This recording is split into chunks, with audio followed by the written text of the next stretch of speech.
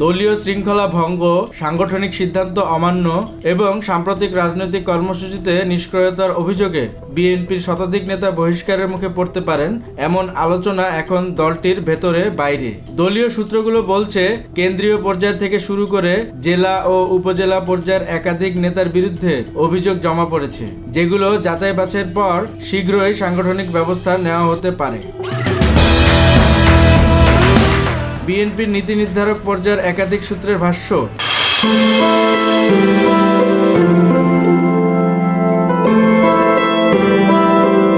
দীর্ঘদিন ধরেই দলীয় কর্মসূচিতে অনুপস্থিতি, সরকারপন্থী তৎপরতার অভিযোগ, আভ্যন্তরীণ কোন্দল উস্কে দেওয়া এবং তৃণমূল সংগঠনকে দুর্বল করার মতো কর্মকাণ্ড নিয়ে কেন্দ্রীয় নেতৃত্ব অসন্তুষ্ট। সাম্প্রতিক সময়ে এসব অভিযোগ আরও ঘনীভূত হওয়ায় কঠোর সিদ্ধান্তের পথে হাঁটছে দলটি।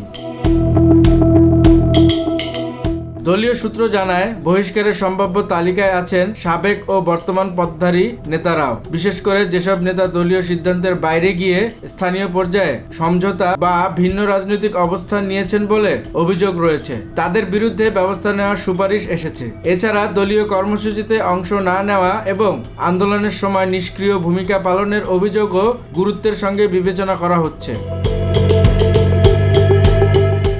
এদিকে মনোনয়ন না পেয়ে এরই মধ্যে বিএনপির বড় একটি অংশ বিদ্রোহী প্রার্থী হওয়ার জন্য প্রস্তুতি নিচ্ছে।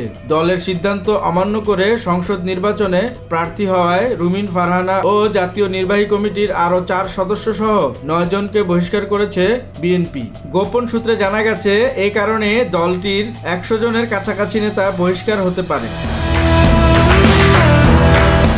বিএনপির এক জ্যেষ্ঠ নেতা নাম প্রকাশ না করার শর্তে বলেন, দলকে শক্তিশালী করতে শৃঙ্খলা ফেরানো জরুরি। যারা দলের নীতির বাইরে গিয়ে কাজ করছেন বা তৃণমূলকে বিভ্রান্ত করছেন, তাদের বিরুদ্ধে ব্যবস্থা না নিলে সংগঠন দুর্বল হয়ে পড়বে। তিনি আরও জানান, বহিষ্কারই শেষ কথা নয়, কেউ কেউ সতর্কবার্তা বা পদ স্থগিতের মতো শাস্তিও পেতে পারে। তবে দলটির ভেতরেই এই সিদ্ধান্ত নিয়ে ভিন্ন মতও রয়েছে। কয়েকজন নেতা মনে করেন, একযোগে বড় সংখ্যক নেতাকে বহিষ্কার করলে তৃণমূলে নেতিবাচক প্রভাব পড়তে পারে। তাদের মতে, অভিযোগের সুনির্দিষ্ট প্রমাণ ও আত্মপক্ষ সমর্থনের সুযোগ না দিয়ে ব্যবস্থা নিলে দলীয় ঐক্যে ফাটল ধরার আশঙ্কা আছে। এ বিষয়ে বিএনপির কেন্দ্রীয় কার্যালয় থেকে আনুষ্ঠানিকভাবে এখনো কোনো ঘোষণা আসেনি। তবে দায়িত্বশীল সূত্রগুলো বলছে, শীঘ্রই সাংগঠনিক পর্যালোচনা সভার পর সিদ্ধান্ত জানানো হতে পারে। সম্ভাব্য বহিষ্কার কার্যকর হলে এটি সাম্প্রতিক সময়ে বিএনপির সবচেয়ে বড় সাংগঠনিক শুদ্ধি অভিযান হিসেবে বিবেচিত হবে।